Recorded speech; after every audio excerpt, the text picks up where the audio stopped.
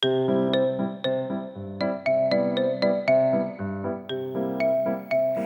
家问千万字，大家要跟大家做伙来拜一日。今仔日要甲大家小解这一日，咱做伙来看到这读做和，和而和第五条。和就是花名，像荷花，嘛有人讲莲花，嘛有人讲荷莲。带大家做伙来小解两个词。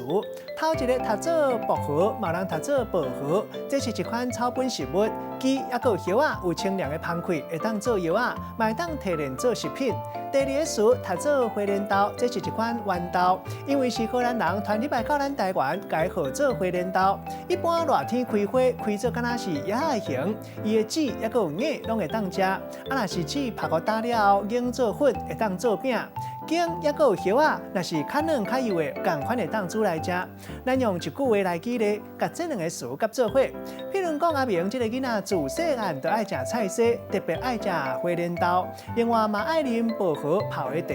今仔日小解这一日读做荷，另外还有一日读做回，提供予